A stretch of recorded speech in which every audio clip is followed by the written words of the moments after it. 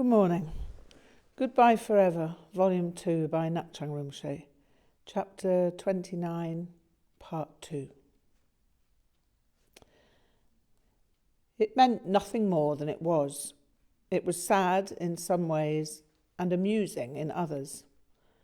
I told my mother about it, and she also found it both sad and amusing. How can they disown their own son? Then they force him to marry this girl. What kind of parents are they? Your father would never have done something like this. No, Mum, he wouldn't. He wouldn't have forced me to marry anyone. I met the Hackmans once, and they were not exactly cultured people. In fact, they were semi-literate.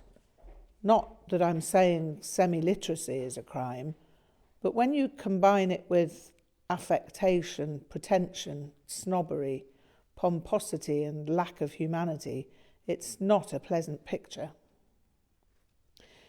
It occurred to me that Jack, as a product of his upbringing, was actually quite a reasonable human being. He had possibilities. In the right circumstances, he could develop and evolve a broader sense of what it was to be human. Maybe I'd find myself pleasantly surprised on meeting him again in the future. As this thought was passing through, I suddenly stopped short. Did I have possibilities? Would I be pleasantly surprised by what I'd become in the future? That was the key issue. I'd seen what was possible for Jack, but what was possible for Ngakpa Chögyam? Would my time in India and Nepal change me for the better as far as Kyabje Dudjom Rinpoche was concerned? Would I be able to take authentic advantage of what I received?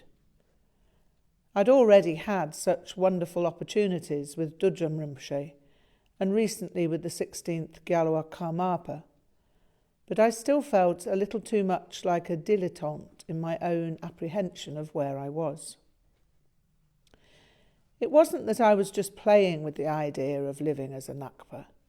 I knew I was serious, but was that serious enough for what Dudjom Rinpoche had intimated? I was supposed to receive visionary teachings. How could a person like me achieve that? I was supposed to have found a Sangyum, but had fallen at the first hurdle with my choice of a lady friend.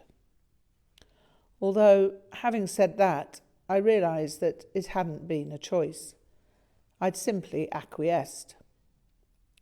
Claudette Gascoigne had made the running, and I did nothing to alter the outcome she had in mind. I realised that she could have been almost anyone sufficiently intelligent and witty. Be that as it may, I'd gained 3 years living with 3 wonderful friends, and that was entirely due to debt. I hoped I would be able to find a way to explain it all to Dudjom Rinpoche without his concluding that I was the most dismal, drivelling dolt and utter waste of space. Were the blues band dreams that I'd claimed to be dead actually dead, or had my dreams just bottomed out? Was I just like Jack in my own way, merely doing a runner? How could I answer such a question? Who could assist me with such an inquiry? Lama Chime Yonten had advised David Bowie to stay with rock music rather than becoming a monk. Akong Rinpoche had advised Leonard Cohen to remain a musician rather than taking monastic vows, because he could always do that when he was older. That was one possibility, if the story I'd been told was true, but Akong Rinpoche made no comment of that sort to me. Gyalwa Karmapa made no such comment either. So what was I doing bandying such nonsense around in my head? I remembered the words of Dudjom Rinpoche. With each life circumstance, whatever is enacted, stare directly into the enactment with all the senses. After a few days of mental meanderings, I pondered the possibility that my conjecture might merely be the result of anxiety. Might I be as much of a coward as Jack? Was I just afraid of 9 months in the Himalayas? No, I was looking forward to it with enormous eagerness, but simultaneously questioning my capacity to be what I needed to be. It was the possibility of failure. I thought about what I'd said to Jack in the Nostril Cafe. Being on stage with Savage Cabbage was more truly what I was than anything else that has ever happened. That wasn't completely true, however. I'd said it for Jack. I could have told Jack that there was another area of my life where I'd felt like that, and actually more so.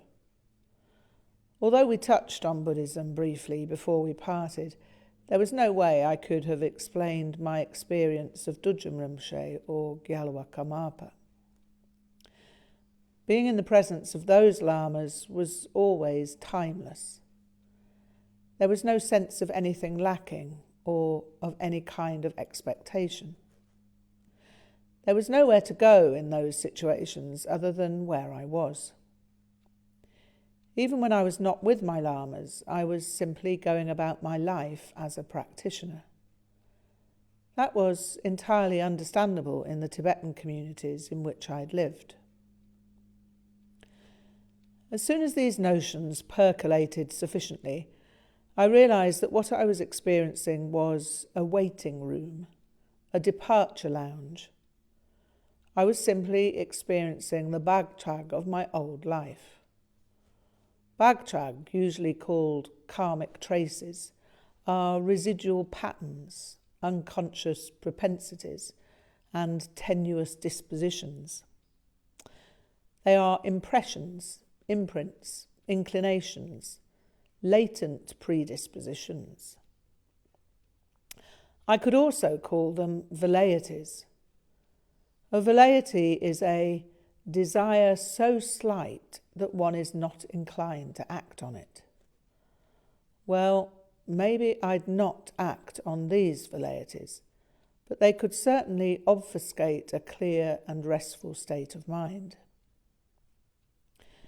As soon as that was clear, what had seemed like an approximate abyss suddenly felt natural. The anxiety on the high diving board at Aldershot swimming pool when I was young had always vanished as soon as I dived. So, sitting in my mother's garden, I found myself having dived. The 3 terrible oaths of Dorje Truro came to mind. Whatever happens, may it happen. Whichever way it goes, may it go that way. There is no purpose.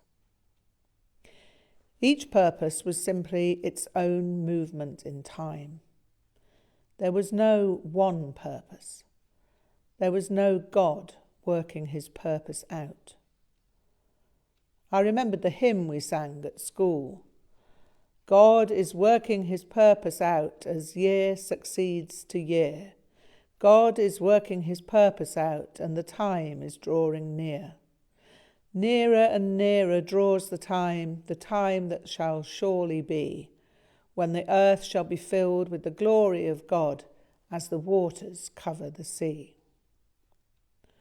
What was that supposed to mean, as the waters cover the sea? The water is the sea, and the sea is the water. I supposed it was merely poor composition, poor linguistic usage. There was no God and no purpose being worked out in any case. There is simply the infinite purity of the phenomenal world and the natural efflorescence of empathetic appreciation. Phenomena are self-creating. What lay ahead of me would be created moment by moment, according to my perceptions and their concomitant responses. Jack's choice could not be my choice. There was no Jack's choice for me. I'd already made my choice. I'd made it back in 1971 when I went to Nepal and met Kyabje Dudjom Rinpoche. I'd made it before that. I'd made it when I began reading Buddhist books and practicing silent sitting meditation at the age of 14. I'd made it even before that, at the age of 8, when I first set my eyes on those Tibetan photographic journal books in my school library. I'd made it in my infancy, when welcoming the presence of Kyung Chanaro Lingma in my bedroom as a dream of clarity, as a visionary experience. The choice had merely taken time to unravel, and it had only continued to unravel because I never let up on it. It had been a thread as far back as I could remember. It had been a thread that had always made sense, both intellectually and emotionally. Blues had been a thread too. It went back almost as far, but it wasn't vast and pervasive as Vajrayana was vast and pervasive. It was also less particular. I didn't have to become a Vajrayana performer. I was already a Nakpa, and that was all I ever wanted to be. I'd already arrived at my destination. Now all I had to do was live in that destination. Part of living that destination was travelling to the Himalayas. It was having no direction home. The words of Bob Dylan. I pondered, how did it feel to be on my own, like a complete unknown, with no direction home, like a rolling stone? It felt fine. I'd moved into the abyss. That was my home. The last day became hours, and the hours became minutes, and as if I'd only just left Bristol, I was leaving Woodfield Lane for the Himalayas.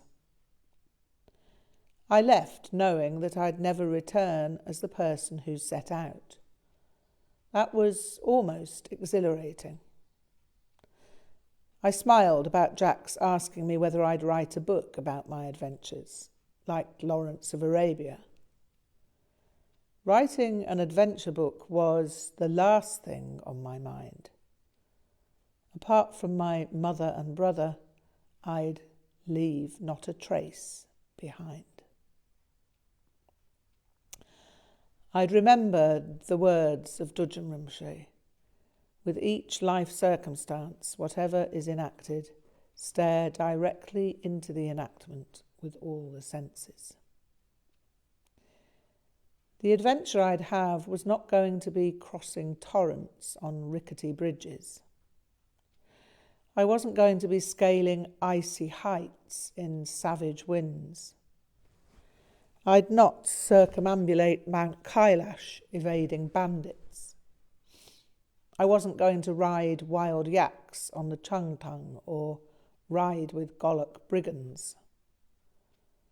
I wouldn't be marrying a Bhutanese princess Yogini and living in a mountain hermitage that clung to the side of its staggering heights, lost in attenuated shreds of cloud. The list of what wasn't likely was extensive, but I had no dreams of high adventure. I simply wanted to absorb as much Vajrayana as I could and plunge into the visionary mechanics of it. As to what would happen in the Himalayas, the list was sculpted in temporal sands, written in water, on droplets of mist, burnt into fire, with the quill of transparence, recorded in wind, with the lens of non-conceptual silence, and translated in space, by space, as space. Final evening before leaving Britain, walked in the woods. I set out to see the trees. I'd always known and loved those trees. I found the old yew where I used to perch as a child and where I'd meditated as a teenager. The yew was not as large as I remembered it, but the branches didn't feel as if they wouldn't welcome me. I found the comfortable spot where I used to sit and settled into it. Time passed. Hours passed without a sense of anything unusual. I hadn't intended to sit for more than a brief period, but darkness was not far off when I suddenly became aware that Arrow Lingmar had sparkled out of the dim. I'd realised that her presence had been there before my notice of her became apparent to my concept consciousness. I did not know how that was possible. I remembered the same thing had often occurred when I was a young child. As with every other time I'd witnessed Arrow Lingmar, there'd been no words, but communication had occurred. I'd known unknowable, inexpressible fields of noetic value. On this occasion, however, I knew that I was on the brink of a pluripotential juncture.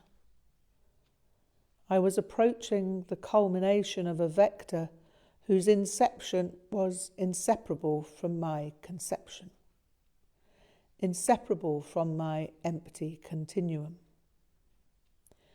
The only recognisable coordinate in that unfathomably vast expanse was Kyabje Dujum Rimshe Jigdrel Yeshe Dorje.